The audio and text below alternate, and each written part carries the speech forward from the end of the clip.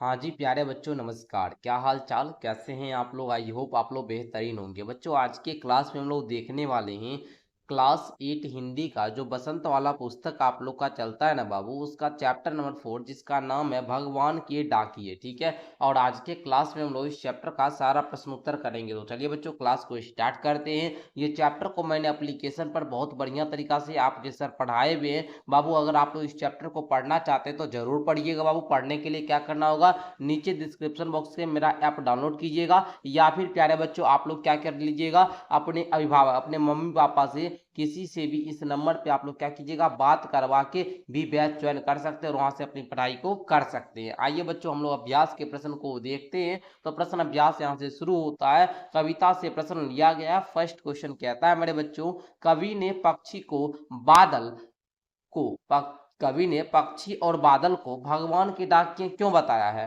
स्पष्ट करना बाबू। ठीक है, कवि जो है वो आप लोग यहाँ पढ़िएगा, कहता है पक्षी और बादल ये भगवान के डाकिए। तो कवि इसको पक्षी और डाकिया क्यों कहते हैं भगवान के डाकिए? तो बच्चों बोलिएगा, कवि ने पक्षी और बादल को भगवान के डाकिए इसीलिए बताया है क्योंकि वे प्रकृति के संदेश एक स्थान से दूसरे स्थान तक पहुंचाते हैं। बिल्कुल बाबू, पक्षी अपने मधुर आवाज और उड़ान से तथा बादल वर्षा करके प्रेम, शांति और सुख का संदेश देते हैं। ठीक है, लिख लीजिएगा। अगर लिख लीजिएगा तो बोलिए हाँ सर समझ में आ गया हो सारा कुछ, तो आप लोग बोलिए यस सर। आगे बढ़िए, तो फिर बाबू हम आगे बढ़ेंगे। ठीक है, आइए दूसरा प्रश्न समझिएगा बाबू। दूसरा प्रश्न कहता है, पक्षी और बादल द्वारा लाई गई चिट्ठियों को कौन कौन पढ़ पाते हैं, सोच कर लिखना है। तो आइए बच्चों, आप लोग जरा सा गौर कीजिएगा। उत्तर में लिखना है आप लोगों को, पक्षी और बादल द्वारा लाई गई चिट्ठियों को पेड़ पौधे, पानी, पहाड़ और प्रकृति से प्रेम करने वाले लोग पढ़ पाते हैं। समझ गए? आइए अगला प्रश्न देखते हैं। अगला प्रश्न है बाबू, किन पंक्तियों का भाव है?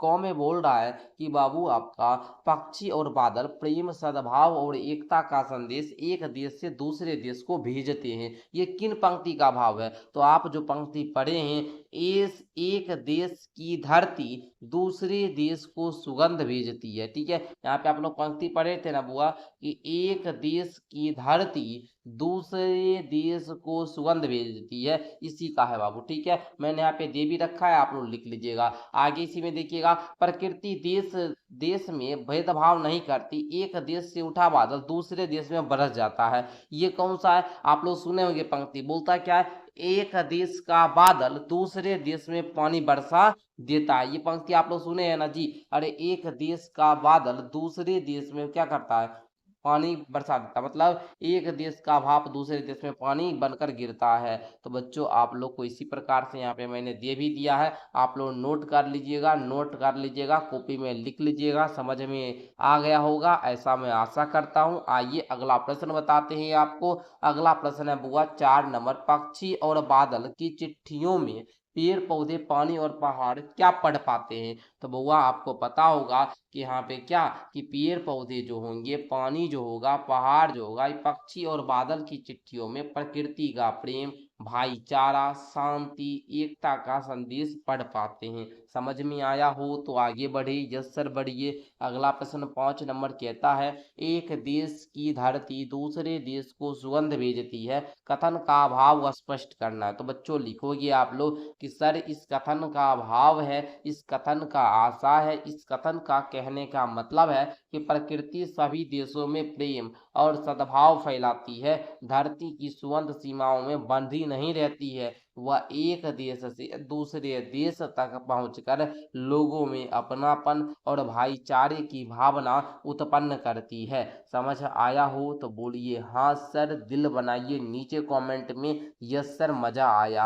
आप लोगों को हमारे हिंदी के क्लास में बहुत मजा आता है। आप लोग बोलते हैं सर आप मैथ पढ़ाते हैं तो तब तो बहुत मजा आता है, लेकिन जब हिंदी भी पढ़ाते हैं तो लगता नहीं है कि हमको मैथ वाले टीचर हिंदी पढ़ा रहे। बहुत मजा आता है जी बाबू, आपको पढ़ने में मजा आएगा। बस होता है क्या कि रिलेट करके पढ़ने समझ में आना चाहिए। ठीक है, बस हम आपको रिलेट करके समझाते हैं और आप लोग को समझ में आ जाता है ना। जहाँ से आप लोग बिलोंग करते हैं हमको पता है बाबू, आप लोग भी बिहार के एक छोटे से गांव में रहते होंगे और वहां से ही आप लोग पढ़ाई को करते होंगे, है ना। हम तो बाबू आपसे मिलने का, है ना, आप लोग भी चाहते होंगे हम सर से मिले और हम भी चाहते हैं कि बच्चों से हमारी मुलाकात हो और हम इसको जल्दी जल्दी आपके सपने को पूरा करेंगे और हम आप लोगों से मिलेंगे भी, ठीक है। तो आइए बाबू, अगला प्रश्न है पाठ से आगे। पहले आप लोग बैच में जुड़िए, बढ़िया तरीका से पढ़िए, कुछ बढ़िया जीवन में कीजिए, उसके बाद ओके। तो पाठ से आगे का फर्स्ट क्वेश्चन है, पक्षी और बादल की चिट्ठियों के आदान प्रदान को आप किस दृष्टि से देख सकते हैं। तो प्यारे विद्यार्थी जी, उत्तर में क्या लिखोगे, इसको हम लोग जानते हैं।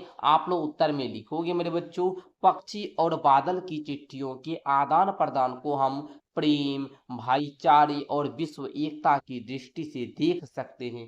ये हमें बताते हैं कि प्रकृति सबको सम्मान मानती है और सभी को मिलजुल कर रहने का संदेश देती है।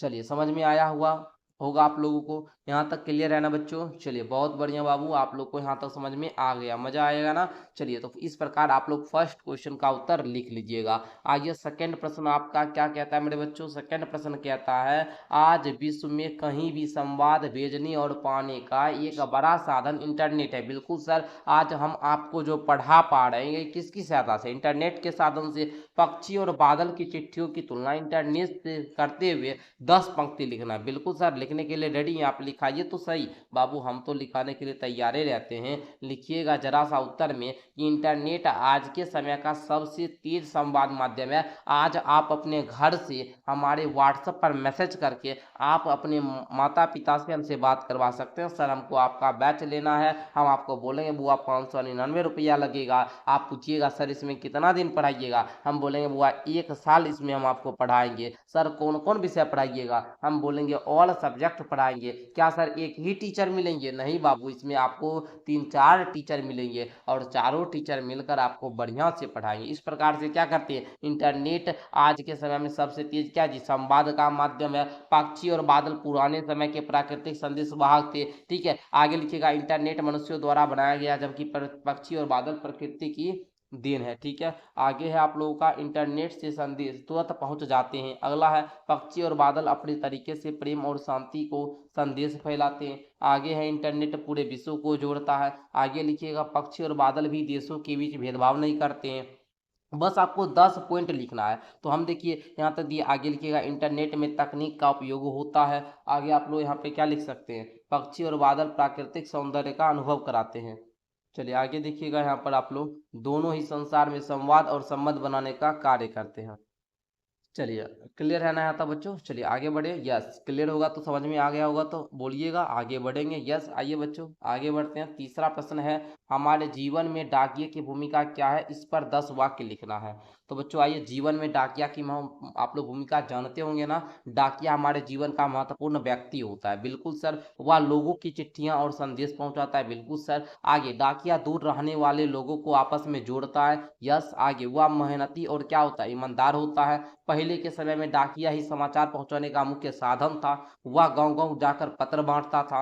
आगे, डाकिया मनी ऑर्डर और जरूरी कागजात भी पहुंचाता है। आगे, लोग उसके आने का इंतजार करते हैं। आगे लिखिएगा, डाकिया समाज में संचार का महत्वपूर्ण साधन है। आगे क्या लिखिएगा, हमें डाकिये का सम्मान करना चाहिए, रिस्पेक्ट करनी चाहिए। वो हम लोगों के लिए बहुत मेहनत करते हैं बाबू। हमारी चिट्ठी जो आती है पोस्ट ऑफिस से लेकर हमारे घर तक पहुंचाते हैं। तो ये हमारे समय को भी बचाते, नहीं तो समझ जाइए आपको लाना पड़ेगा तो आपका भी समय लगेगा। इससे बहुत सारे आपको सुख सुविधा है। तो इस पे आप लोग बढ़िया तरीका से लिख लीजिएगा। समझ गए ना आप लोग, समझ गए तो बोलिएगा हाँ सर। आगे बढ़िए, आगे हम बढ़ने के लिए तैयार है। बाकी एक क्वेश्चन बचा हुआ है, वो भी अनुमान और कल्पना का, अनुमान लगाकर बताना है, कल्पना बता आपको करके लिखना है, ठीक है। अनुमान और कल्पना से बनाना है क्वेश्चन को। कहता है, डाकिया इंटरनेट के वर्ल्ड वाइड वेब, जिसको हम लोग www इस प्रकार से वेबसाइट होता है ना जी, तथा पक्षी और बादल, इन तीनों वाहकों के विषय में अपनी कल्पना से आपको एक लेख तैयार करना है। लेख लिखने के लिए आप चिट्ठियों की अनूठी दुनिया पाठ का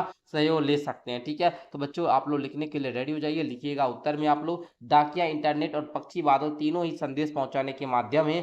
पहले के समय में डाकिया लोगों की चिट्ठियों घर घर पहुंचाता था। वह लोगों के सुख दुख की खबरें बनाता था। आज के समय में इंटरनेट और वर्ल्ड वाइड वेब WWW बहुत तेज और आधुनिक संचार साधन बन गए हैं, ठीक है। इनके माध्यम से हम कुछ भी क्षणों में दुनिया के किसी व्यक्ति तक संदेश पहुंचा सकते हैं। पक्षी और बादल प्रकृति के संदेश वाहक हैं। पक्षी अपने मधुर आवाज और उड़ान से प्रेम और स्वतंत्रता का संदेश देते हैं, जबकि बादल वर्षा करके धरती को क्या करती है, जीवन प्रदान करती है। ये किसी देश या सीमा के भेदभाव नहीं करते हैं। इन तीनों को मुख्य उद्देश्य लोगों और संसार को क्या है जी, जोड़ना है। लिख लीजिएगा ना, डाकिया अपनापन बढ़ाता है तो इंटरनेट आधुनिक संचार को सरल बनाता है। पक्षी बादल हमें प्रकृति से प्रेम करना सिखाते हैं। इस प्रकार से आपको लेख तैयार करना था, जो कि मैंने बताया भी और आप लोगों ने लिख भी लिया होगा। बाकी पीडीएफ वगैरह आपको ऐप पर ही मिलेगा, तो नीचे डिस्क्रिप्शन बॉक्स से मेरा ऐप डाउनलोड कीजिए, यहाँ से शब्दार्थ आप लोग याद कर लीजिएगा, ठीक है। क्लियर होगा सारा प्रश्न उत्तर। चलिए बच्चों, मिलते हैं अगली क्लास के साथ, तब तक के लिए बहुत बहुत धन्यवाद। आप लोग इसी प्रकार डेली क्लास को शाम में 6 बजे ज्वाइन कर सकते हैं।